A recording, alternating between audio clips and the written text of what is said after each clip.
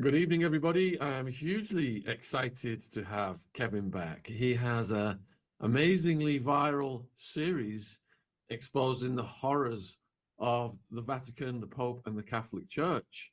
But tonight, he's got an absolutely huge announcement that he has saved for this channel to let everybody know this news, because you guys have really gave him so much positive feedback, comment, support. People have bought his book, and you can find the link for the books in the description. So Kevin's really appreciative of all the support and interest that has been generated on this channel. You know, it's become one of the stories that has got the most interest of everything that we're doing. And we appreciate Kevin coming back so soon again and announcing this huge news. All of Kevin's links are in the description box. And if you've got any questions for Kevin, please keep them within the remit of what we're talking about. Put them in the chat. And when Kevin has announced the news and there's various things he wants to go over first, then we will start to get the questions put to him. But I will be saving them up in the meantime. So Kevin, what is it? You've got us all on tenterhooks. Do you want me to get this on the screen right now?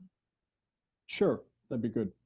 It's actually an announcement from the International Common Law Court of Justice. I'm an advisor to the prosecutor of the court, and based on startling new evidence, they're launching a criminal case against the present Pope Leo, Robert Prevost. And we'll get into that as I read that, but I just want to say as a prelude to that, 2 days ago, there was an incident, and this has never happened. It shows you that we have the bad guys concerned. I had just presided at a funeral of one of our people who had died. And I was standing there at the committal service in the graveyard. Limousine pulls up. Two guys get out. One of them walks over to me. This is when I was by myself after the service. And he looked vaguely familiar. I realized later he was a Knights of Columbus goon who had been in one of our church protests in Toronto.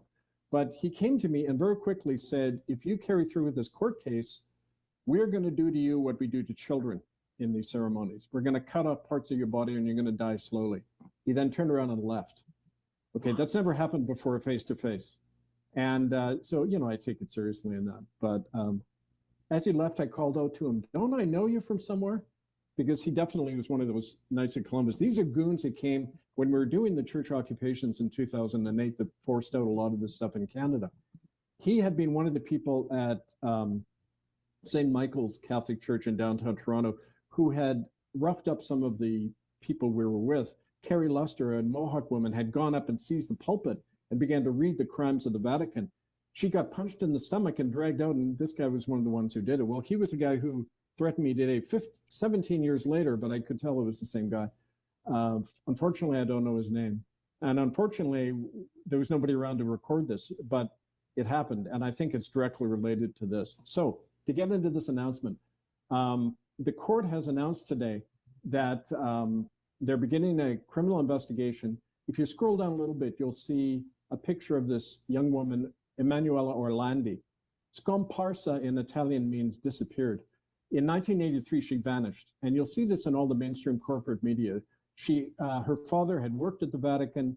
She had, had a long association. As a matter of fact, if you go right down to the bottom of that press release, you'll see a picture of her as a young girl standing in front of John Paul II, who in fact was somebody who had harmed her and was involved in this Ninth Circle, trading in children. The court announced today, based on new evidence, that they are launching this criminal investigation against the present Pope Robert Prevost, based on a number of things. First of all, there are two eyewitnesses, one within the Ninth Circle, a former cult member, and a victim survivor who has come forward, who was involved in the cult. Her parents had introduced her into the cult, and she survived. She's in hiding now somewhere in Europe. But the investigators of the court interviewed both of these people. They both claim that the present Pope Leo was involved in these Ninth Circle ceremonies on two occasions. First of all, September 1978, the month he was ordained a priest. He was ordained in Rome, the same month that John Paul I died. Remember the Pope who was killed for investigating the Vatican Bank. He was found basically poisoned. And then later in June 1983, he was present when this young woman, Emanuela, was brought in and harmed and abused by these Ninth Circle members, and then shipped off. They believe she's sent off to Germany to be used in their cult network, either sacrificed or used sexually and in other ways. So the court prosecutor, let me read out the statement from the court prosecutor. Apparently, the new Pope Leo, Robert Prevost, was inducted into the Ninth Circle soon after his ordination as a priest in September 1998. The induction occurred at midnight on October 16, 1978, in a sub-basement catacomb beneath the Vatican. And I'm going to discuss where it happened because we have more evidence on that. During that initiation, the newly appointed Pope John Paul II presided at the ritual killing, dismembering, and cannibalizing of a 4-year-old Italian boy. Prevost was also present on June 22nd, when Emanuela Orlandi was kidnapped, basically, and then circulated through their network. Now, this is important. Like every Roman pontiff, Robert Prevost was chosen as Pope from a select stable of Ninth Circle members who have been groomed by the cult for years and have proved their loyalty to its carnage. And the second part of this is that sources within the Vatican, once this stuff became known, they approached the court with a log. Apparently, this is a log, a journal of all the Ninth Circle ceremonies that have been held in the Vatican since 1870. And this log confirms that Prevost, the present Pope Leo, was present at these and other ceremonies in the Vatican. Now, a final point on that, if you go to the very bottom of the press release, you'll see a schematic map of what's underneath the Vatican. It's part of what's called the Vatican Grotto. These are chambers coming from the early Christian period and made into various chambers. If you look there, scroll down a little bit, you'll see Chamber U. That's called the Tomb of Lucifer. And that's where these, at least the recent Ninth Circle sacrificial ceremonies we're talking about, took place. It's interesting, it's right beneath St. Peter's Square, right where, according to legend, St. Peter was crucified upside down. And that's significant spiritually because it's inverting the energy of early Christianity to capture it and control it, just like they do in these sacrificial ceremonies. So that's the basic press release. And the timeline on this is the court is convening in 2 weeks, Sunday, June 1st. 3 months later, September 1st, the court is issuing summonses to Leo and his accomplices to be arraigned before the court. I won't say where in Europe. And the charges will be read out and the prosecution's case will begin on September 1st. So that's our basic news, but there's other things connected to that which we should get into. Kevin, how easy, or rather how difficult is it to serve legal papers to the Pope and these people, these higher ups? It's been done before. Don't forget, I mean, under their statutes, they can't be prosecuted, but under international law, they can be. He can be prosecuted as flesh and blood man. The common law principle going back to before Magna Carta says, be you ever so high, you are not above the law.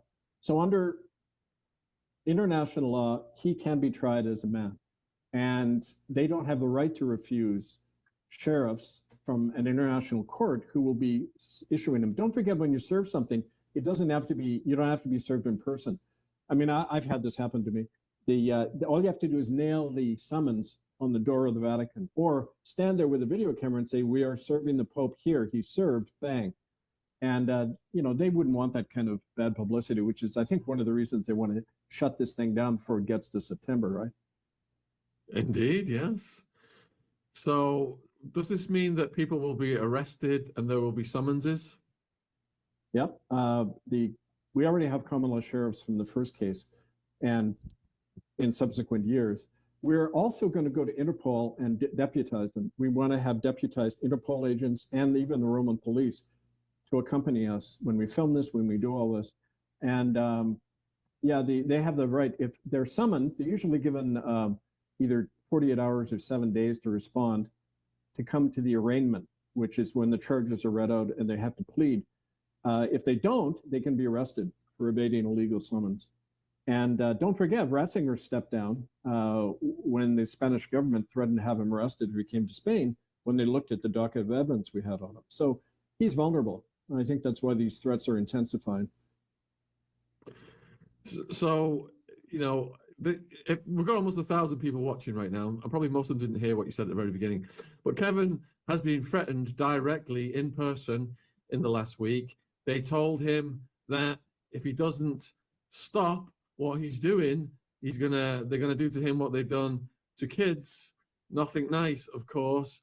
But Kevin is persisting, and we started out with this huge news whereby the International Court, which did you say you're an advisor to it, Kevin?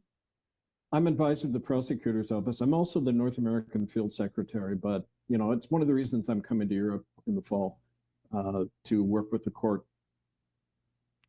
So how long has this court been around, and what kind of successes has it achieved in the past?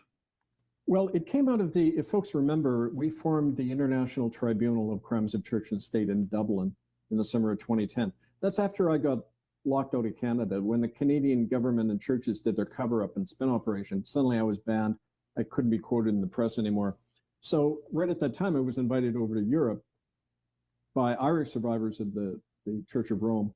And we set up this tribunal, and it spread quickly to 9 countries. And it formed the Common Law Court of Justice that brought the first case against Queen Elizabeth and Joe Ratzinger and, AKA Pope Benedict, that caused, his resignation. He hid out in the Vatican until the day he died, so he wouldn't be arrested. So it's a bona fide court of record. Any citizen in the world can set up these courts. Any group of citizens can set up what are called tribunals of conscience if the courts and the government are implicated in these crimes, which we know they are. So it gives us tremendous power, and we're hoping these things can be a springboard for people to set up in their own communities these investigations and not wait for others, like me to do it. We've shown that this works, and so that should be kind of a green light for folks. So the Vatican is worth so much money, there's so much vested interest, and you are kind of like rocking that boat. Aren't you afraid? You've told us about the assassins, the intelligence, the police. They're a law unto themselves. And any entity with that amount of money can pretty much have someone eliminated. Aren't you, are you taking extra caution or? Well, yeah, we have certain kind of protocols we follow, but if they want to kill you, they'll kill you. And their main ally is not the cop out there, but the cop in your head. He's telling you, don't do this, something might happen to you. I passed that long ago where I was self-concerned in that way, because I realized because it can happen to any of us at any time, not just from a killer, but fate, we could drop dead from a stroke tomorrow. You have only this moment. And if you stay focused on that, it's very difficult for them to stop one person, let alone a whole group of people working together on this stuff. The difficulty I've found is that people aren't coming together on this, and they're not stepping up and taking these actions. That's the real enemy, not these turkeys in Rome who are helpless. If we all stood together and took action, they would fall tomorrow. And I have to keep that in mind all the time. And I'm thinking all the time of those children right now who are being carved up and a side of beef by these people and used and killed, so they want to take me and cut my nose and ears off. Well, so what? So I'm dead. The point is others have to carry this on. And that's the point we keep trying to get people to move from that fear and self-concern mode into, we're not going to be stopped now. Like a mother, the mother's instinct or the father's instinct to protect their children, it's inherent in us. We need to tap into that and we'll be unbeatable. So I think, Kevin, you're fully informed about all this, but I think it would perhaps be a service to the viewers if I could read this page that you've sent me so that they can understand the details in full. And is that okay? And you can stop me anytime if there's anything you'd like to add. Sure. I just want to flag one thing though before you do that, Shaun. Yeah. There's a whole spiritual aspect of these Vatican ceremonies which we should explore today. And it has to do with where they're being held and how they're happening. It's very much related to demonic energy sources. And I did want to get into that today. Just anyway, so we can do that after you, whatever you want to do. Yeah, yeah, it's the harvesting of the energy, isn't it? From the an inversion of what's good and war and horror and all that stuff. They get off on it basically. All right, so I'll read this. So the title is. Do you want me to put it on the screen, Kevin, or should I just read it? This is the press release? Yes. Yeah, I mean, if you like. I mentioned a bunch of it already, but I think we need to go over it more slowly though, because you understand it all thoroughly. There's a lot of vernacular. There's some terms we might have to go over again with people for people, including myself. All right. So headline is International Court to investigate Pope Leo's complicity in the ritual unaliving of kids and the disappearance of Emanuela Orlandi. And then it starts. Eyewitnesses saw Leo Robert Prevost at the Ninth Circle sacrificial ceremonies as early as September 1978. And there's a picture of her. Rome and Brussels, the court that prosecuted Pope Benedict and forced him from office is launching a criminal lawsuit against Pope Leo, charging him with complicity in unaliving, criminal conspiracy, crimes against humanity. The case against the Bishop of Rome is based on new evidence linking him to the ritual R-wording and unaliving of kids as a newly ordained priest, and to the torture and disappearance of Emanuela Orlandi on summer solstice of 1983. Investigators with the International Common Law Court of Justice have interviewed a former participant in the Nine Circle cult, as well as a victim survivor of its grisly rituals. Both witnesses claim that Robert Prevost participated in the unaliving of kids as part of his induction into the cult. So, we've probably got a lot of people on here tonight, Kevin, who are not familiar with the Ninth Circle. I know you've explained it several times, but could you just explain it one more time, please? Yeah, it's formed, we believe, by the Jesuits in the 16th century. It's a child sacrificial cult, operates within the Catholic Church. It's intergenerational, so there's prominent families who are part of this. They raise their children in it, usually sacrifice their firstborn in order to, move up the hierarchy of the cult. And it operates also as a blackmailing agency. We've had survivors like Toast Nienhaus, Anne-Marie von Blienberg say that Anne-Marie was a lawyer who was brought to what she was told was going to be a dinner. Turns out they were sacrificing and killing a child there. And, they blackmailed her and controlled her that way. So it has political purposes, spiritual ones. You've talked about this kind of energy vampirism, but also it's very lucrative. It's part of the human trafficking network all over the planet. The Catholic Church is embedded in and profits hugely from. Again, I mentioned that in my book, Dethroning World Power, that we've sold over 700 copies of this in this month alone, if you can believe it. So it's been a huge success. So that's kind of in a nutshell what the Ninth Circle is all about. Great. And we've got almost 1,500 watching live. Links for Kevin's books are in the description.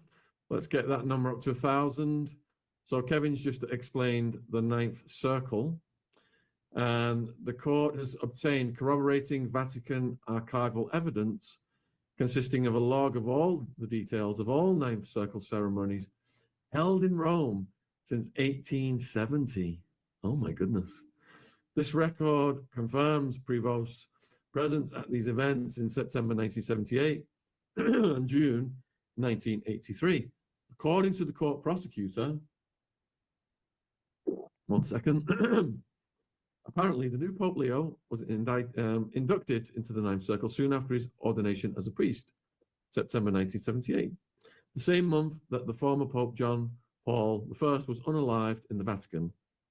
Prevost's induction into the cult occurred at midnight on October 16, 1978, in a sub-basement catacomb beneath the Vatican. During that initiation, the newly appointed Pope John Paul II presided at the ritual unaliving and, let's just say, some horrific things to a 4-year-old boy. Prevost was also present on June 22nd, 1983, when Emanuela Orlandi was disappeared by Vatican agents, R-worded, and horrible things done by Ninth Circle members, and then taken to Germany were transported and possibly disappeared. Like every Roman pontiff, Prevost was chosen as Pope from a select stable of Ninth Circle members who have been groomed by the cult for years and have proved their loyalty to its carnage. In addition, the court will be investigating Pope Leo's links to the Catholic-run child transportation and unaliving cults in Canada, America, Peru, Argentina, including those connected to the deceased Pope Francis, Jorge B. The court will convene on Monday, June 2nd, 2025, under the law of nations and with the participation of international jurists. That same week, the court prosecutor will present lawful summonses to Pope Leo and his accomplices to appear before the court for arraignment when the trial begins on Monday, September 1st, 2025. Regular public and media briefings on the case will be issued by the court during the summer, and prior to the trial's commencement, the court is offering rewards and immunity from prosecution to any persons with information or evidence that leads to the criminal conviction of Robert Prevost, Pope Leo, under international law. Court can be contacted at issued by the press office of the International Common Law Court of Justice on Saturday, May 17th, 2025. And then we've got the schematic of the Vatican grottos and the site of Ninth Circle sacrificial ceremonies involving each pope since at least 1870. And these unalivings that Kevin's talked about occurred in Chamber U, which is called the Tomb of Lucifer. Yeah. There it is, right there in the middle. Do you mind if I say something about that? Yeah, just jump in. Yes, please do. Please do, yeah. First of all, the date 1870, if you were, I don't know, many people know this, but that year, the Pope in Rome declared himself infallible, which means he's incapable of error. He kind of one-upped God, right? He said, I'm incapable of error, right? That year, Garibaldi had overthrown the Vatican, basically. The Vatican didn't exist until Mussolini reestablished it in 1929. But he got the guarantee. Everyone in the church suddenly believed he was infallible. So that obviously encouraged them to say, okay, we can go ahead with these Ninth Circle ceremonies, come out of the closet because I can't be touched now. And we think it's definitely correlated. But the interesting thing, Shaun, they have a log about all these ceremonies. And we've apparently it's a very old form of Latin and still being translated, but we have already found the name of this guy, Prevost, already in here at these two ceremonies we mentioned. So, you know, in court, this is almost irrefutable evidence, including with the eyewitnesses, you know. So Angelique wants to know, is that the tomb they opened at Christmas? No, this is something else. As a matter of fact, like, don't forget, anything you see in the press, it's being swabbed. A couple of things on this. You know, you mentioned, like in the press release, there's a stable of safe names who can be chosen as pope. They do this in any election with any government too. Call it a red list. Safe people are on a red list. Unacceptable candidates are on a black list and they can never be elected. But the safe people are on a red list, and those are the candidates you can choose. Whether it's Trump, Biden, Robert Prevost, they're all safe. In the papacy, you're on the red list if you participate in the Ninth Circle. And then it doesn't matter who you elect, you're electing the Ninth Circle. And, so that's one of the damning features of this, where it condemns the whole institution, not just bad apples, right? That's the good point. So Annie's wondering whether these Ninth Circle events coincide with Davos events or political get-togethers. I imagine there's more history in the timings of the Ninth Circle than these contemporary political events, isn't there, Kevin? Oh, yeah.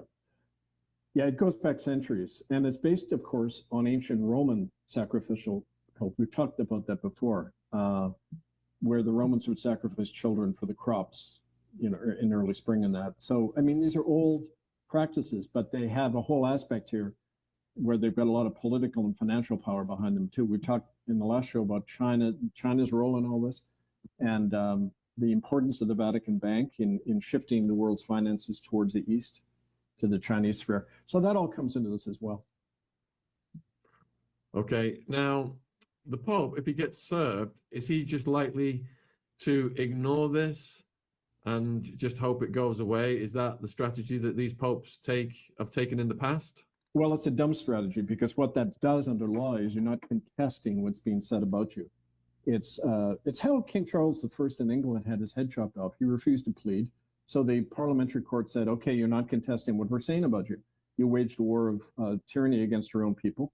If Prevost doesn't contest what we're charging him openly with, that he's involved in these nefarious, murderous activities, then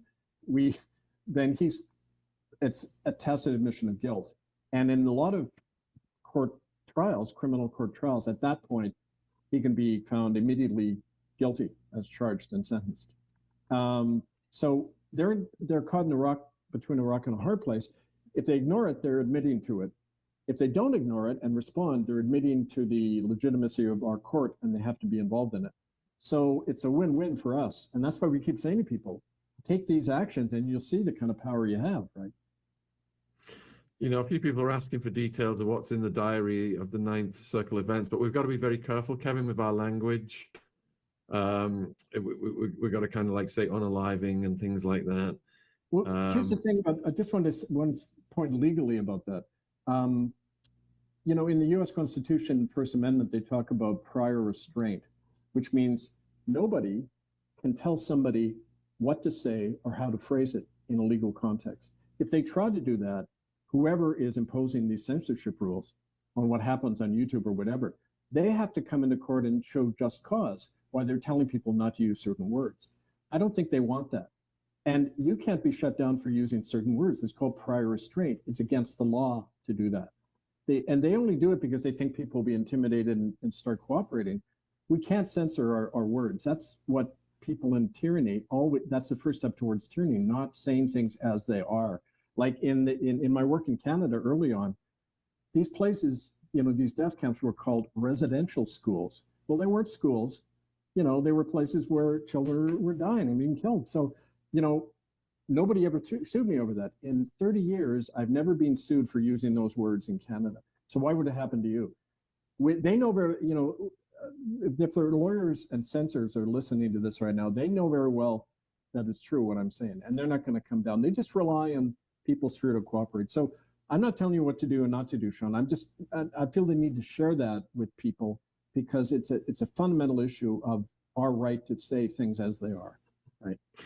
Yeah, I agree with all of that, but I've lost the channel twice, and it's not people, it's AI. So AI is watching every single word, and when certain words cross thresholds, it shuts you down. That's right. The modern world. That's the modern world we're in. That's the reality. Temporarily they could shut you down, but at some point, whoever owns that AI would have to appear in a court of law and show why they did that. Now, you always have to weigh what you're going to lose in the short run with what you can lose. You know, I mean, I've been shut down so often, but I'm still here. And by being shut down, I became more popular, and people are saying, "Oh, what's going on with this guy?" I mean, who knows, Shaun? You might get more followers by being shut down. Like, you know, but I feel the need to say that. I never tell people what to do or say, but I'm just letting you know lawfully we're standing on solid ground, right? So who was Emanuela Orlandi? If you got a lot of media exposure back in the 80s, her brother Powell, I forget how to say it in Italian. He's led this campaign for many years. Her dad worked in the Vatican. She went to a music lesson somewhere in the Vatican, and she just vanished. June 22nd, 1983. It was solstice, summer solstice, which is not surprising. That's a satanic high point. And for years, you know, the Vatican put out this thing saying, "Oh, we don't know where she is. We're searching for her." A typical kind of spin and fog operation.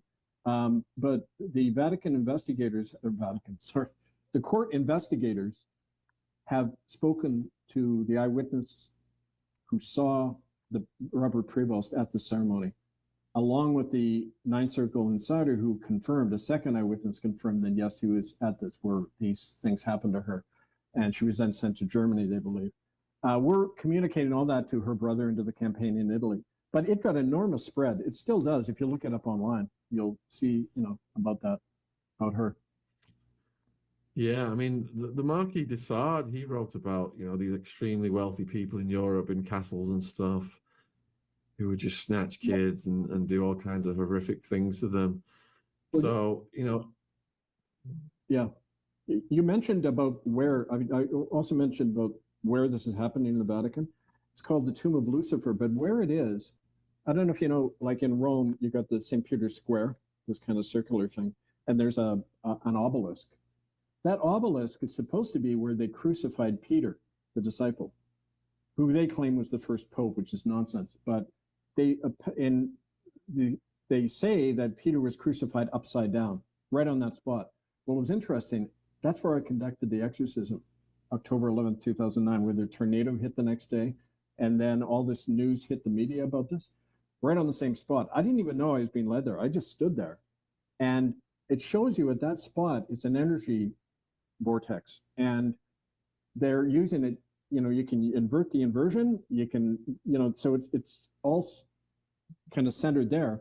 And what's interesting is that this U on the map, the temple, the Tomb of Lucifer, right beneath where they supposedly crucified Peter, it was only excavated in 1940 by this Pope Pius XII. Now, he's the one who recognized the Nazi regime, and they recognized each other. This is 1940 to 49. And there's stories about how the Nazis were always looking for these arcane relics to tap into the demonic energy and related. It's interesting, that's when this Pius XII, the pro-Nazi Pope, authorized the excavations that opened up this Tomb of Lucifer, where they now conduct the ninth circle ceremony. So I don't think that's accidental, right? So what about Emanuela's parents in this? You know, what's the deal there? Oh, they were bribed into silence or bribed into going along with the official line, which is we don't know where she is, but the church is looking for her and we pray for her safety, blah, blah, blah. You know, I mean, I've had the same experience working with indigenous families who had their kids, you know, done away with or whatever. They were told, they were approached by the church and said, you're going to face a lot of trouble if you talk about this, and they go along with it. Even that when that happened to our friends in our movement, you know, their families all said the same thing. So, you know, when people are by themselves on their own, they feel helpless and they feel they have to go along. But what we're doing with these court trials is to show, no, you're not alone and you can take action. And we hope it's kind of a rallying and encouragement for people in that situation. Right? So is that out of fear, or did they get paid off, or both? All of the above. Everyone has a weakness. They look for it in the press. Some people can't be, and then they kill them. You know, whatever. Just, you know the story. I mean, we all know the world, the way it is. All right, so, yep, go for it. I just remembered something connected to that the Chamber of Lucifer, that I mentioned, and the Nazi involvement. It's a little known fact that Pope Benedict and Pope John Paul II in the picture there were both members in Germany and in Poland of what's called the Knights of Darkness, which was an SS demonic cult. They would go into these concentration camps and get people and use them in their ceremonies. The SS Knights of Darkness. And it's not accidental that these guys are very prominent in the Ninth Circle as well. So we've got a lot of this categorized. It's going to be in the prosecutor's report. We're going to send out summaries of this over the summer before the trial begins. So physically then, where will the trial be held? Which jurisdiction, which country? Sorry, you broke up there. I didn't hear you, Shaun. So the trial then, which country will it be held in? Which jurisdiction? It has international jurisdiction. We don't want to say where it's going to be held at this point. When we first did that, there was a bad repercussion. But it has international jurisdiction. Common law has universal jurisdiction, which means you can hold it anywhere, and it's just as binding. But there will obviously be local actions happening in Italy, Brussels, where some of the legal advisors operate out of. And we want to encourage people in any country to hold their own investigations, hold their own actions at churches to bring this out. People in those pews who are giving the money need to know these facts. So really urge people to write to us and get involved in this campaign. There's a lot people can do on the ground, you know, to further the work of the court. So, you know, you started out talking about the threat to your life that you received this week. What about the other people involved in the court? Have they been through anything? Well, in the past, we've had investigators disappear altogether. One of the people I knew in Europe, he just vanished, never found him. Witnesses go missing or suddenly drop out or suddenly start bad-mouthing us, you know, in the typical manner you found with Native people in Canada who suddenly said, oh, I never gave Kevin my testimony. He's making all that up. You know, best way to stop something is to discredit it, not to start piling up bodies, because that brings attention. You want to bribe and convince people to change their stories on that, to say, see, Kevin was just making it all up. It's all about him and his ego. I mean, that's what people are prone to believe anyway. People tend to want to look for that shady aspect. We live in a very cynical age, right? And people are prone to believe the worst about somebody. So it works most of the time. But yeah, the fellow I was with, who was kind of my bodyguard, I don't like having a bodyguard, but he insists. He's ex-military, actually. He kind of follows me around. He was off at the cemetery. That's why he wasn't there. He would have taken these guys down. But they were watching us, obviously, and they waited to when I was alone and came over and thought, they know it's not going to stop me, but they also know that I'm going to share the story, and they hope it will intimidate people and encourage other people in the court, you know, not to want to carry on. But you can just do so much, and then they're powerless. And that's why this is like planting seeds everywhere. We know the seeds will grow, and they can't stamp them all out, right? JD wants to know, why is this case been going on for so long and not had Leo in court already? Well, a couple of reasons on that. We just recently discovered that there's this kind of red list of acceptable candidates for the papacy, and that his name was on this Vatican, you know, document from since 1870 listing all the Pope's involvement. So once he got elected and we found this stuff, you know, that's when the court decided to move on this particular individual to show the bigger aspect of this, right? How it's organized. These people are chosen 50 years in advance. There's this young priest who is willing to take part in these things and say, okay, put him on the red list. He's a future pope, right? Just for show people how the system works. But from the beginning, ever since our first court case in 2012, we said all along that it isn't about the individuals, although in common law you have to indict individuals. It's about a whole system, a whole history, a whole, you know, the Vatican wouldn't be able to get away with this unless they had billions of dollars every year. So you're up against a formidable enemy, and we have just so many resources, right? So you can't do everything. You know, people are saying, Kevin, why don't you go arrest the guy, right? Who, me personally? You know, it requires that we reach kind of a critical mass of awareness, and then police and others will come forward, as they have done in the past, right? Next question is from Kelly Ann.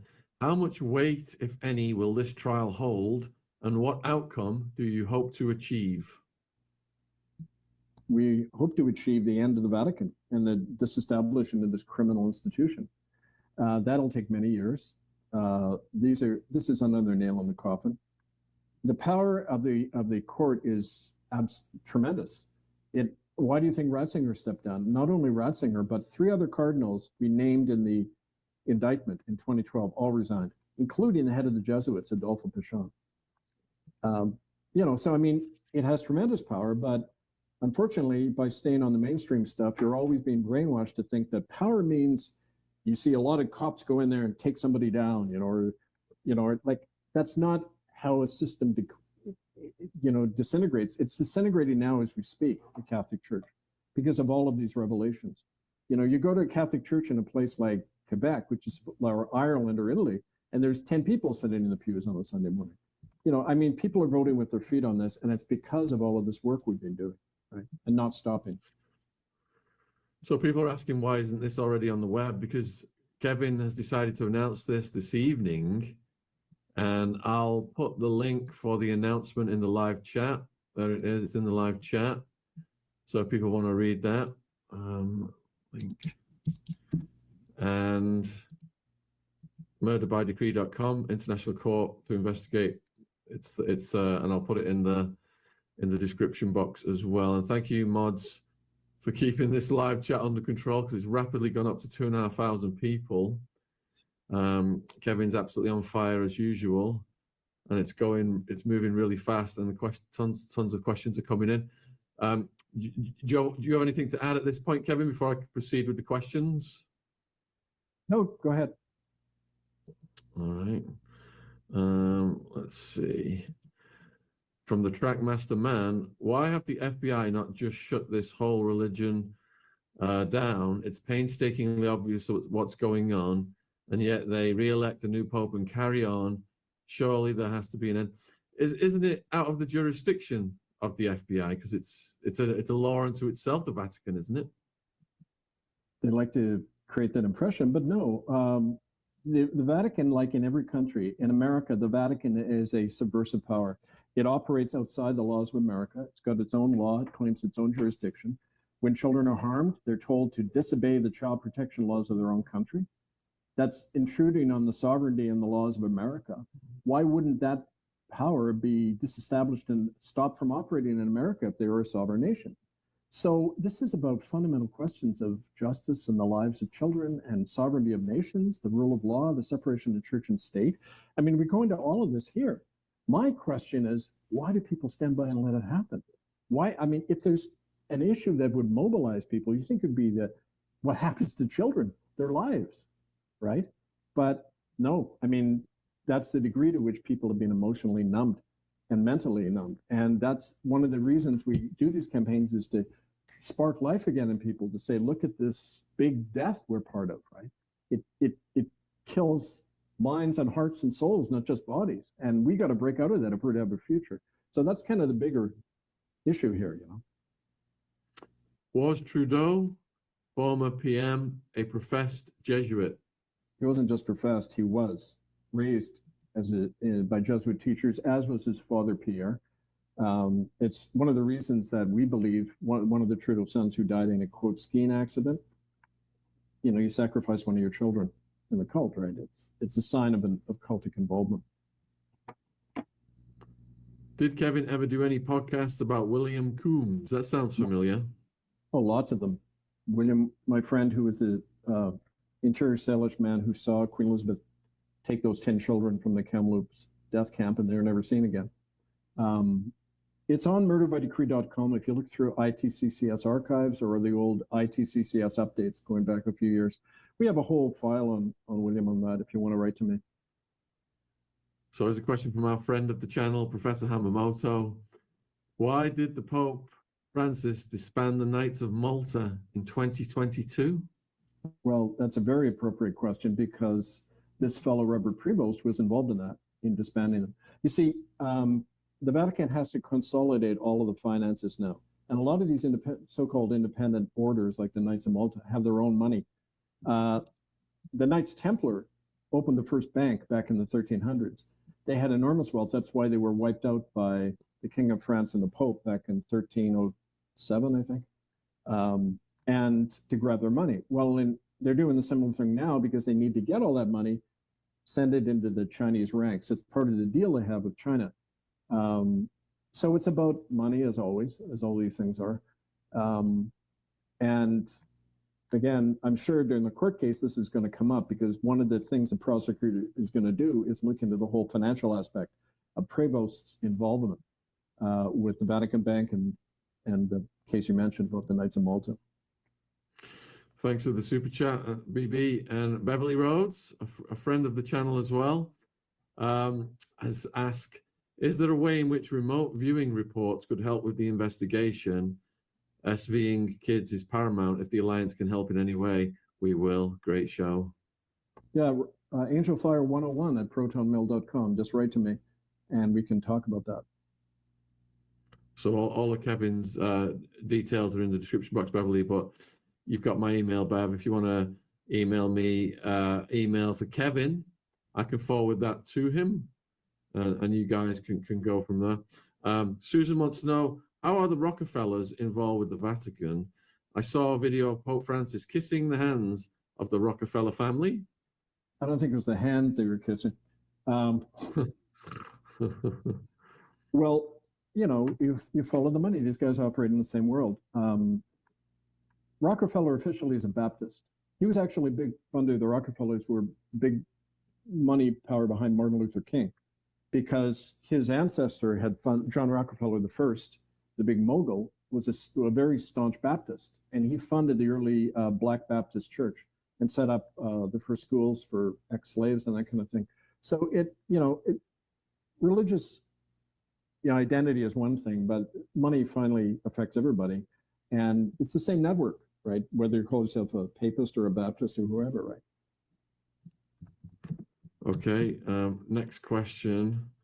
1 second, they're asking for the link again for the news that you announced. All right, there's that. So from Hula, isn't Prevost elected to be the man to unite all religions to one global religion, as the New World Order wants now, and they will bring the Antichrist forward to make it happen? Yeah, well, I mean, that Bergoglio, Pope Francis, so-called, was always going on about the one world church. He loved the one world order. He was urging everyone to get their shots and to line up and join hands in the one corporatocracy. I mean, the economic and political system is converging. Eventually there'll be one single corporation everybody works for, and it needs its religious counterpart. It needs a spiritual counterpart, which is that we're all harmonious, we're all one, we're all following the lead of Rome, and that's the dream of all these, so-called popes to do that. And it's going back to the way it was in the Middle Ages, and kind of in many ways, like I often call people today techno serfs, because they're still thinking like serfs, that they have to look to some ruler all the time, but they got their little iPads, so they think they're modern and liberated, right? So, I mean, it's the same system. It's history going in a loop again, except now the technology is such that they can be a lot more effective in enforcing it unless we regain our sovereignty, which is why I wrote that book, which is also a good seller. Thanks to the show, there are a lot of these selling on Amazon. So is that why they're homogenizing our countries to blend everyone into just one religion ultimately? That's what genocide is. You exterminate all difference. You make everyone one. Only those who, there was a term the Vatican popularized centuries ago, and it's called life unworthy of life. And that was a non-Catholic.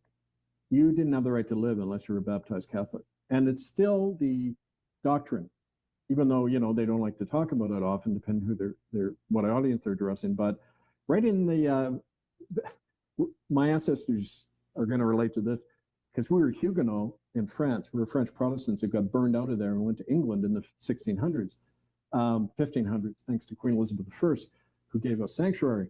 But there was, right in the Vatican Museum, you'll see a picture of a guy having his throat cut and thrown out a window. That was the Huguenot leader in France, Admiral Gaspard de Coligny. And Vatican agents went in there and killed the guy, murdered him, threw him out in the street. And there it is, a big picture celebrating it right in the Vatican archives. And like Pope Francis applauding the Franciscan missionaries who worked all these native people to death. He said, we're inspired by his zeal. The attitude never changes. And this intimidates people because they realize you're dealing with the same monster. It hasn't changed over the centuries, right? Did Bergoglio never have to answer to the charges by the ICC? It wasn't the ICC, the International Criminal Court. That's a UN creation. It's a corporate system. We actually approached the ICC and tried to get them on board with the ICLCJ, which is us, the International Common Law Court of Justice. And they refused, even though they couldn't refuse under their own mandate. We said, here's the evidence. He's committed all these crimes. You have an obligation to investigate. They refused. They said it was outside their mandate, which is a total lie if you read their mandate. So it's all politics. At that level, Vatican money controls all those institutions, right? So BB, thanks for the super chat again. Who was Paul Marcinkus? It's all in the book In God's Name by David Yallop about the murder of John Paul I, killed in the Vatican the same month the present guy got ordained there as a priest. Paul Marcinkus, I believe, was an archbishop from Chicago, tied in with a Chicago mob. Again, this present Pope Leo is from Chicago. He sowed his oats there in the mob-dominated Catholic diocese in Chicago. And you can read more about it in that book. It's very well documented by David Yallop, this investigative reporter. All right, everybody, thank you for sharing and liking the stream. We're rapidly approaching 3,000 watching across all platforms right now, and I'm doing my best to get Kevin the questions. Kim is quite. Kim would like you to expand on. I'll put this in a more polite way. If you could expand on dark spiritual locations, implications, etc. It had to do with not only what's going on in Rome, but kind of what it represents spiritually and historically. I mean, to give you an example, St. Peter's Square and the whole Vatican Palace is built on the grounds of what was called the Circus of Caligula. Now, Emperor Caligula was a particularly perverse Roman emperor. He used to burn people as torches during his dinners, bestiality, stuff that you wouldn't even imagine. And there is the papal palace built right on that energy grid, right? The columns in St. Peter's Square are columns from the Colosseum in Rome. And you know what they did to people in the Colosseum? Centuries of bloodbath and torture and murder. That's the energy there. And it's not accidental, because working with people, and it started for me among Indigenous elders who have an innate understanding of this, and where what are sometimes called ley lines, energy patterns in the world, where and when I was in a sweat lodge once early in this work, because I needed spiritual protection, I had a vision about this, and I had this vision of these two, they look like meteors crashing into the earth. One was in the north of Ireland, and the other was in Rome. Boom. And these two, I got the impression, and a voice told me that these are the two elemental powers in the universe at war with each other, right? And, it's embodied in Rome, the opposite. They took the early energy of what I call the Jesus movement, because it wasn't Christianity. You didn't even see the cross till about 250 AD in any of the archaeological ruins or anything. The early Jesus movement that didn't believe in the state or the church or anything. He said, it's within us, the kingdom of God. We're to come together in small communities or congregations and create that new world among us. Be that remnant in the world and not anything bigger. And he said, my kingdom is not of this world. I mean, that shows you then the opposite energy, what goes on in Rome. Any system gets more concentrated, whatever it is. And it's true about people as they age too. I think it's my own theory that whatever we are intensifies as we get older, and if you're crazy, you get more crazy. If you're self-obsessed, you become more that way. If you're giving, you become more giving, because you realize that you don't have anything to lose anyway. And so that's true for an individual and an institution. And that's why the papacy is disintegrating. It's already disintegrated in its essence. I remember I mentioned this last time when I stood in St. Peter's Square to do that exorcism. I felt like I shut my eyes and I felt like there was nothing there. It's a void spiritually. It's an emptiness that sucks people's energy in. And that's how it thrives. It's a parasitic entity. I think we're dealing with parasitic entities, whether they came from another world or from this world. But it also is generated by we, ourselves, and what we do every day and the choices we make and what we hold allegiance to, right? So I think that's evident when you look at more and more of this evidence, like in the catacomb, that schematic map of the catacombs, where it's situated beneath that obelisk, which is kind of the centering. Maybe it's an energy focus right on that spot. I know I tapped into it in 2009 when I'm unaware when I did that exorcism. And so I think that's kind of generally what we're doing. Now, I work with Indigenous and other communities, one group called the Covenanters, and they're kind of drawing Christians out of the churches. They're saying, no, we have to kind of recreate the spirit now outside of all these corrupt demonic institutions and churches. And we've developed more of that. We're going to write more about that. But in a way, it's not something you can write about or impart. It's something that comes from within. You've got to have that inner awareness. And the more we do that, the stronger we become, because that's where the spiritual battle begins. Like spiritual sovereignty first, political and personal sovereignty next. That's what I find is the essential kind of steps we need to take. All right, thank you for all the continued questions, folks. Some of them Kevin has answered in earlier episodes, and you can find the episode links in the description box as well. We're sticking to the subject at hand today, which is the announcement Kevin started with, and anything pertaining to that.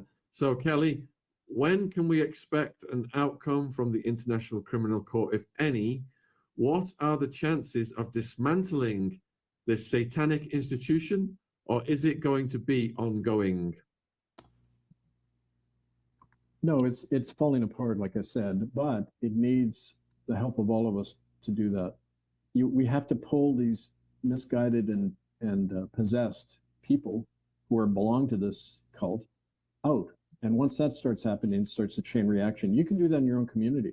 Write to us, get our material, hand it to people going into the churches. Say, do not put money in the collection plate, because you're committing a crime when you do that, for one thing. We find when you do that, it takes even just one person doing that, it sends shockwaves through the local church. They call the police, they get all panicky. They alienate their own people in the pews by acting totally paranoid about this one person standing out handing a flyer. So you create a tsunami just by taking the one action. You start creating a tsunami, and all these tsunamis all over the world are joining up now. But it starts where you are. And so you have to answer your own question. Say, okay, how am I going to stop it in my community? And believe me, I travel around, I see the impact this is having. I see church attendance falling off. This stuff in the news about, what's happens to children at the hands of the church. Do you think any of that would be there if we hadn't have started this work in 1995? The whole genocide in Canada thing was brought up by a few of us. You have a tremendous impact, but you have to move from the situation in your own personal life to acting, and then you start changing. You change. I like that quote from Sam Adams in the American Revolution. Somebody said, how did you make the revolution? He said, we didn't. The revolution made us. So as you take a step, you start getting changed by it, and you get stronger and more clear, and then you know what to do next. You can't just sit there and have a blueprint and say, well, okay, let's do this, or you do this for me, right? That's not the way things change, right?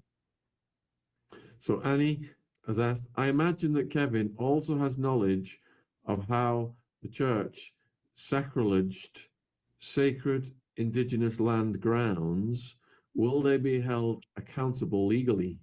No, they own the legal system. They're never going to be held. And the term accountable is a word put out there to keep everybody on the hook, to make it think, oh, these people are going to be brought to justice one day. Well, can you show me an example of that ever happening in their system? Never.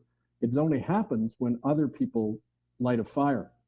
And the whole purpose of the church going on to indigenous lands was to commit sacrilege. It was to violate that primary energy from nature, which is that all are equal, male and female are equal. We're one embodiment of the Creator. We're to share the land in peace. That's why we set up the Republic of Canada. We reached out to the traditional indigenous people and said, we're going to create a new arrangement now, outside Crown and Vatican jurisdiction altogether. And then you just read murderbydecree.com, you'll see how they went about doing that, because indigenous people were closer to the original understanding. The people who were harmed the most in these death camps they call residential schools were the children whose parents were spiritual elders. They had the sacred knowledge. They targeted people with the sacred knowledge, because then you end up drunk on the street and your culture falls apart when you lose the bond, from the sacred tradition. So anyway, hope that answered some of your questions, but write to me. We can talk more. A few people have asked how they can contact you. What's your preferred method? angelfire101@protonmail.com. I don't want to give my phone number because it'll get whacked, but I'll give you a backup email, hiddenfromhistory1@gmail.com, and through Shaun. So Zachary, what does Kevin know about the mark of Cain in regards to the papal court? Papal court, what curia means court in Latin. That's what the College of Cardinals call themselves. And to be a legitimate sovereign body, you need to be a court. And that's why they take that imaginary name for themselves. So by that, you mean the College of Cardinals, the mark of Cain. Yeah, they stand by the Orthodox teaching that all of us were marked by Cain, by his murder of his brother Abel. You're born damned, in other words. That's the ideology they need to implant on you to keep you ashamed and frightened and dependent on priests and putting money in the plate on Sunday. Is the Vatican now compromised by US influence in an attempt to prolong US hegemony? No, it's more like the other way around. All financial roads lead to Rome. That's why all the presidents go over there and pay homage.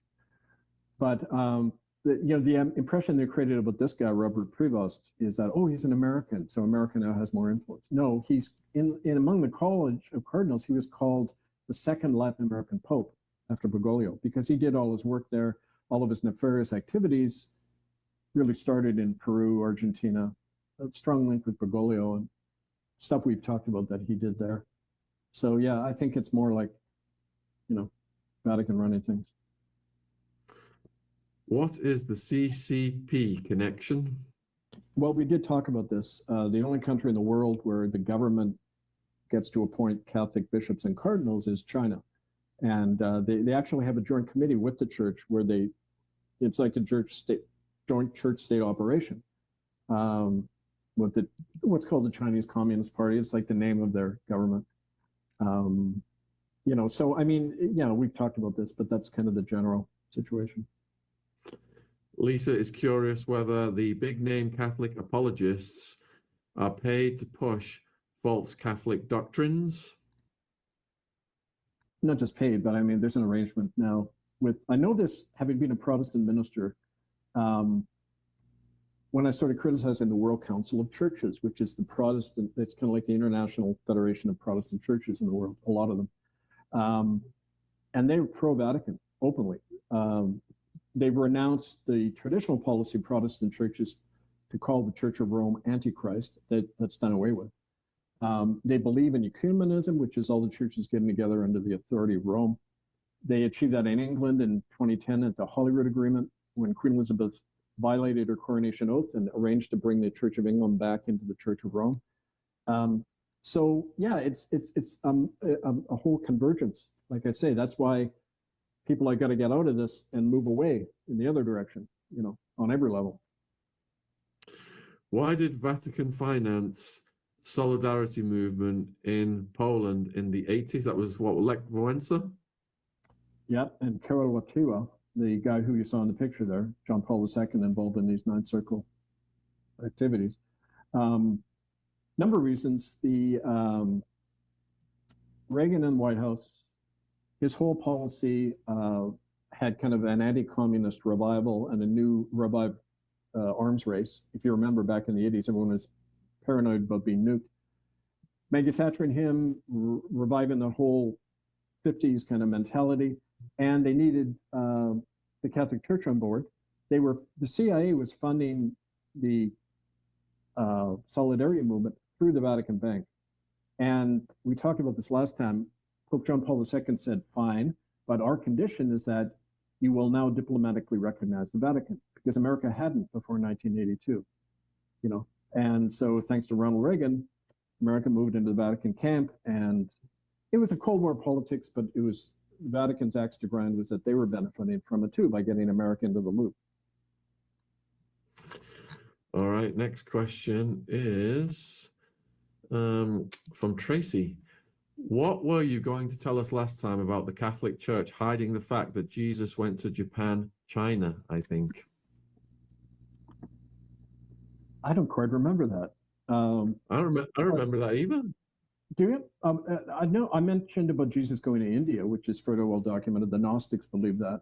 The Gnostic teachings had a lot of kind of Persian and Manichaean and Eastern dualism in their yin-yang kind of belief, but I don't remember about Japan.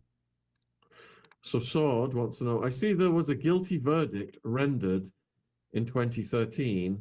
Were any assets seized or defendants jailed? At a local level, based on that, the Catholic churches in Canada and the US were occupied and taken over by Native people on the ground, and their assets were seized. There was attempts to arrest Bergoglio, and on 2 occasions, it almost worked. We almost got him in Geneva. But I mean, again, the only way to answer that question is to think, okay, how are we going to do it on our community? This is a ground up process. You seize the assets in your local community. The Indigenous people who are affiliated with our Republic in Canada, the Squamish, Chilcotin, Cree, and Anishinaabe, have all declared Catholic assets forfeited. So they have the right to go in and seize the money out of the collection plates under international law, under their own land law jurisdiction, take the buildings back. And arrest any Catholic priest because they're all part of this criminal conspiracy. So yeah, it happened, but locally, and it only happens in a bigger way if we get more people on board. This is a long process. It doesn't happen overnight. Is the Vatican the largest bank in the world? Yes. Do you have an estimate on the assets? It's in the trillions. We talked again about this last time. Which you can go to the third show and look at that in more detail. But about 3/4 to 85% of the assets, all the bank deposits channeled into the Vatican Bank. So you figure it out, plus all the financial concordats taking your taxpayers' money into the Vatican Bank, all their corporate investments, it's enormous. What do you think of the views of Father Malachi Martin, especially on the third secret of Fatima? Call no one father but God in heaven, because he is the one father of us all. That's why I don't call anyone father. Just a little point there. I read some of Malachi's stuff. I don't really understand the third secret of Fatima. So, somebody in that will have to explain it to me, but I didn't really study that too much. Do you expect to see results from the ICC when the Bible says Babylon will be destroyed by the stone made without human hands in Daniel? Again, it's not ICC. That's the Corporate International Criminal Court. It's the ICLCJ. That's our common law court. Well, that's a bigger question. I mean, that has to do with what's the motive force here? Is it God or us or both? And I think it's both. The divine will operating through us to bring about justice and to save the lives of children here on Mother Earth. Let's not let religious dogma get in the way of doing that. Okay. Okay. Is this part of the reveal of the white hat? I've never met a white hat. I just keep hearing about them all the time, right? And it's funny to use the word hat, where these ideas come from. If somebody could trace who started this idea, white hat, black hat, the term he wears different hats refers to one guy putting on different costumes. So you might think about that. I don't think there's an elite group of people who have suddenly developed a conscience and are going to now save humanity. First of all, it allows us to sit back and let somebody else do it for us, which is always a fatal belief. And anyway, let's say a new group gets in, then they become the black hats. I mean, don't you learn anything from history? If we're ever going to change that, it means we've got to forget about saviors and people doing it for us, and we've got to do it ourselves where we live and work. And that's what we keep coming back to all the time. Does the Vatican control the John Birch Society? I don't know. I have to look into that. Although, I think their money and tendrils extend everywhere, frankly, so it wouldn't surprise me. But I don't have specific info on that. What about saying the Vatican had proof Jesus didn't die? Yeah, that was from that archaeological dig we talked about that they commissioned in Cyprus in 1958, I believe, where they found archaeological evidence of the man Jesus and Mary go into the south of France to have their children, more than one. There wasn't just one bloodline, Jesus, according to that, despite what you see in the Da Vinci Code. Who knows? I mean, again, it's in the secret Vatican archives, and you have to get into that. Hopefully, in the course of the court's work, since we've already accessed one aspect of those secret archives about this log for the Ninth Circle, hopefully other things will open up. When you have a universal court order allowing you to go in there, then that's when you'll see it. And frankly, if we have the numbers, that's exactly what we're going to do in Rome. We're going to go in. Are Catholic and Protestants the same network, same money network? Yeah, they're all corporatized. I'm talking the mainstream churches. I'm not talking about some little church down the road operating by itself. There are a lot of those around. But I mean, those churches that have protected status they call it 501c3 in America, income tax exemption. That's how all the churches are controlled. And they're trustees of the state that was set up in Rome in 317. That's what the Roman Catholic Church is, the first corporation of the world. And so all of those tied into the state, yes, they're all part of the same problem. What can Kevin say about Mormon and Catholic partnership? Can we hope the Mormon leaders lose power instead of growing? Shaun, we got to do a whole show on the Mormon Catholic connection, because it's something I stumbled over a few years ago. I was invited to Salt Lake City, and and we had to meet somewhere else, too dangerous. But the Catholics and the Mormons are like that financially. If you remember a few years ago, Bergoglio invited the whole Mormon leadership to open a Mormon cathedral in downtown Rome. Very weird, because the doctrine of each condemns the other, saying they're pagan cults, and yet there they are sitting down together. Well, there have been lawyers in America who've looked into this. The Mormon church has enormous assets. It's probably the richest church after the Church of Rome. And the FBI and CIA recruit inordinately out of the Mormon church, because I know this, I had a grandmother who was a non-practicing Mormon, and her grandfather was one of the heads of John Dunning. He was the, no, that's my other-in-law, wait a minute. John Golding, he was one of the early bishops in Salt Lake City. So we have this within the family, a lot of these stories. The Mormon cult was like an early kind of social engineering project in mind control. And a lot of the early MKUltra experiments were happening in Mormon churches and hospitals. Mind control experiments. The FBI and CIA recruit a lot of their agents as Mormons. And you notice they're all blonde-haired, blue-eyed, smiling, kind of Aryan types. The stories of these survivors who we have documented is unbelievable. It sounds like Ninth Circle, even worse, that go on in the catacombs beneath Salt Lake City. There's a tunnel system linking the main Catholic cathedral, which is just down the road from the temple, the Mormon temple. I can send you the links on my old radio show, Here We Stand, with the interviews of some of these Mormon survivors. So anyway, that we can only scratch the surface of that, but it's a whole topic in itself. Yeah, and viewers, I've got a survivor of mind control coming on, MKUltra related, called Anna Lee. We've done a pre-record, and that should be out in about a week. And we've got the Epstein survivor, Juliet Bryant, that podcast coming out on Monday at 9 a.m. UK. All right, so in terms of doing a whole show on the Vatican and the Mormon faith, is that going to be our subject? Do you fancy doing that next Saturday, Kevin? I'm doing some traveling. 2 weeks from now would be better, if you don't mind. Yeah, absolutely fine. And it would give me time to talk to these witnesses and bone up a bit. It's been a few years since I was into that, but definitely, let's do it in 2 weeks. 2 weeks, okay.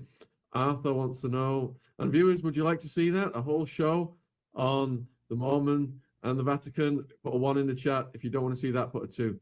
Arthur, what about Hebrew Grammatica saying Leo is bait and switch for the name of Peter the Roman, the forbidden name for a pope? I don't know. I'm not quite sure I understand the question, and so sorry. Because I learned so much from you, Kevin. When I read these questions, some of them are over my head. And I don't understand that one. Okay. I don't either. Will the International Court allow access to the documents hidden in the Vatican? In our common law court, all records are public. There's the only time we've held secret closed sessions is when the lives of judges and eyewitnesses and the court prosecutor have been threatened. Everything that is entered as evidence will be made public. Yes. What is your favorite Bible quote to give us all hope? Well, there's a few of them. That which you do to the least of my children, you do to me. That always hit home. That which you refuse to do for the least of my children, you refuse to do to me. Matthew 25. There's a lot of great stuff in the Psalms, in the Isaiah and Jeremiah, about God demanding justice. You caught me off guard there, but actually, I should show you. I do carry this around with me, my Geneva Bible. This is the one that got William Tyndale burned at the stake because he dared to translate from the Hebrew and the Greek directly into English. But there's plug my family a bit. There's my ancestor, Philip Annett, who took part in the rebellion in Canada in 1837. And he's got his hand resting on his Bible there. He's an old Baptist. And they had to leave. Us Annetts are always getting chased out of the country. So we were, as a side point, we found our name Ornati. We were Italians in northern Italy around Milan in the 1500s. Then we end up in France, and I figured, okay, we're probably these Waldensian early Protestants. In France, we become Huguenot Protestants. We hold on to our faith. We get burned out of there in 1572, come to England, thanks to good Queen Bess. And then we have to leave in the 1800s because we're Baptists, and in England, you could only be an Anglican. Anglicans were the only preachers allowed. You were licensed. And if you weren't an Anglican, you couldn't preach there. You'd get hung or thrown in jail. So we came to Upper Canada because my great-great-great-great-grandfather was a serving officer. He had fought in the Battle of Waterloo, Robert Annett, and he got free land in Ontario on Native people's land. And then his son takes part in the rebellion against the crown, which I thought was delightful. But so anyway, I don't know how I got around to that, but the Bible, yes. Psalm 127:1, is that the one? If God doesn't build a foundation, you build on sand, something like that. I don't know. I've got a lot. There's too many. Just we'll talk. Maybe we'll do a show on that sometime. What do you think, Shaun? Yeah, absolutely. Yeah. Monica, are you saying they will prove Carol W took part in this? Yes, and from the eyewitnesses, the references in this material from the Vatican archives, and hopefully forensic evidence. We do know the sites of some, as we showed on this clip we have of Tosnienhuis in Belgium, showing where children were sacrificed in a field. And we want to do that forensic research. So we have all the ingredients you need in a court of law to get a verdict. Eyewitnesses backed up by documentation and forensic evidence, all three of them. The question isn't that he will be found guilty. The question is who will then enforce it? Who will bell the cat, right? When all the systems of the world work to defend that criminal institution. So that's the bigger question we have to grapple with. But like I say, it's like the more local you look at something, the more possible things become. The bigger you look globally, the more impossible it seems, right? Have you already covered why they chose Crypt U? No, I don't know entirely. It's just referred to as the Crypt of Lucifer. But again, we're learning as we go on this, right? How many more are being harbored by the Vatican? How many more what? Kids, disappeared kids. It's a global network. They're one of the major human traffickers in the world. So you tell me. I mean, it's a large number, and even more than important than the number is the fact it's probably happening right in your own neighborhood. And the people protecting the system are social workers, judges, police. It's like how popes are chosen. You're part of a protected, safe group. Okay, we can rely on these people. And then all the honest cops are shut out over here, and they're told they're going to die, like that Ottawa policeman, Cal Gabban, if you cross over the line and help these people trying to expose the crime. So, it's hard to give a number. It's like, how much money do they owe? I just watched a guy talking about these networks, and he said that the United Nations and these aid agencies are running even bigger than the Vatican. Do you believe that's the case? Well, it's not either or. They're all part of the same network. There's no such thing as religious secular. Okay, that's for the masses, like political parties and ideologies and all that. I mean, it's all about power, and they're all in the same club. They just wear different hats. Black hat, white hat, right? What do we need to do in order to be proactive? Like I say, take action where you are. I always say to people, don't talk about it. You get 10 people in a room talking, you'll have 10 reasons not to act and 10 different opinions. Basis of unity is taking action. So the way this all started for me, we went down, got some natives together, stood outside a Catholic church with signs. They started yelling at us. We get press coverage. People attack us. Then eyewitnesses hear about it and come forward and tell us more. Then we take it to another level. You have to have the long-term view. You have to commit yourself to this for your life, because it isn't just about children. It's about the future of all of us, our minds and our souls. And start where you are. We have a whole way you go about that. We have organizing schools. We hold classes on preparing how to do this work and join up with our international network. So again, write to me and we'll plug you in. Artsy wants to know whether the Jehovah's Witnesses are also part of the network. I don't know. I've never heard of any, but doesn't mean they're not. And Monica wants to know where she can get more information about this topic, and that would be through your links that are in the description box, isn't it, Kevin? Yep, basically, or write to me. Why were there 3 candidates chosen by Pope Francis, yet Leo was chosen in the end? Is this to do with the cult you mentioned? I already answered that. Maybe you didn't hear that part, but there's a list, call it a red list. And this guy was in on the ceremonies in 1978 when he was an ordained priest. The month he got ordained, he was in. So he went on the red list. He's a safe candidate to be the Pope. So it's arranged beforehand. It's like a presidential election. It's arranged. It's a selection, not an election, okay, from a safe group of people that are already controlled. I mean, that's what people have to wake up to. You know, these terms that we've been raised with don't exist, like pre-elections, all that. Yeah, and Kevin answered about the risks to his life earlier on as well. Ray J, is there a way out, or is this never-ending cycle? I don't know. It could be a never-ending cycle, but it doesn't mean we have to go along with it. And that's, you know, I talked about passing through that veil of fear. Especially when you're younger, you think your life is going to go on forever, and you've got all these plans. You're going to have a nice home, and wonderful relationship, and a meaningful career, and you're going to, you know, all this stuff. And then when all of that is blown away, as it was with me, you realize, well, what is life anyway? It's what you do in this given moment, and whether you're on the right side or the wrong side when it comes to the harm and injustice done to people. And if you act on that every day, it gives you a meaning. And you don't worry about yourself anymore. I am not afraid because there's nothing ultimately to be afraid of. It's an illusion. It's like when I was outside the Vatican in Rome, illusion. That's what the word idol in Hebrew means. IDOL. It means nothing in Hebrew. Think about that. Am I okay to give out your Hidden from History email? Yeah, sure. Please. All right, I'm putting that in the live chat now, folks, because some people have said they've tried to email you and it's bounced back. They don't think they've spelt it right. And then Roseanne, what does Kevin think about the connection between Hollywood and the Vatican? Well, again, it's Hollywood is one of the, and was created as one of the major, you know, mind control technique institutions. Walt Disney and that consultant with MK Ultra. I guess you know about Walt Disney, right?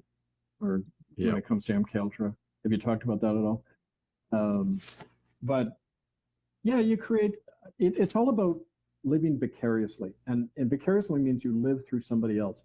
You know, people watching movies and they say, "Oh, Robert De Niro, I love him," and I say, "What do you mean you love him? You've never met him. You don't know what he's like, right?" But you project your personality onto these imaginary figures, leaders, and who better than a movie star? Everyone just wants to be them. And what better way to keep slaves in land, right? So if you want to say the connection between the Vatican and Hollywood, of course, it's all part of the game where one or few control the many. Right, Kevin, you've answered all of the questions that I wanted to present to you. And is there anything you would like to say in conclusion to the viewers, my friend? Oh, yeah. I mean, it has to do with, I mean, we're going to carry this on as the case develops through the summer and into the fall. We're going to be doing live stuff from Europe, which we can broadcast. And I've got to come and do that water fight with you, remember?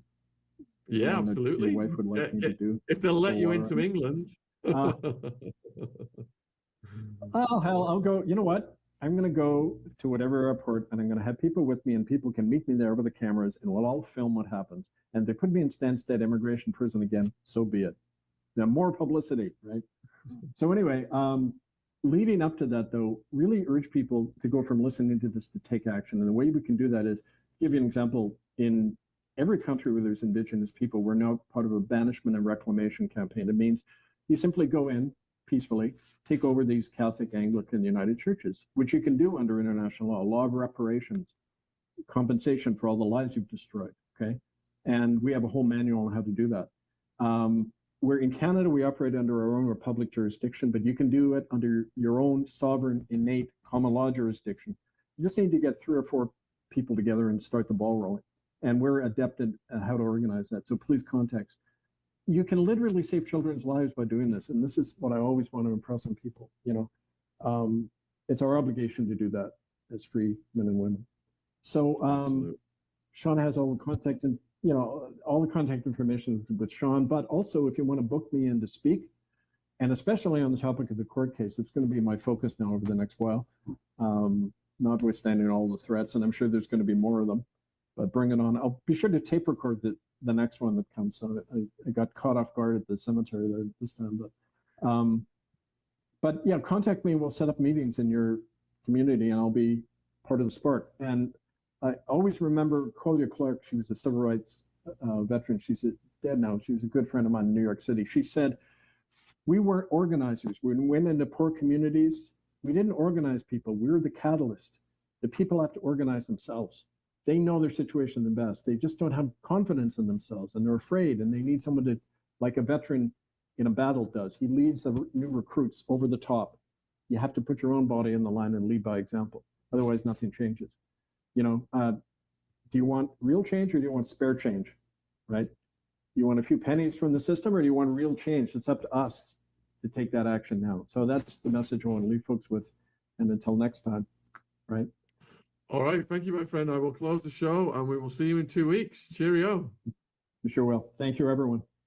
Thank you. Take care.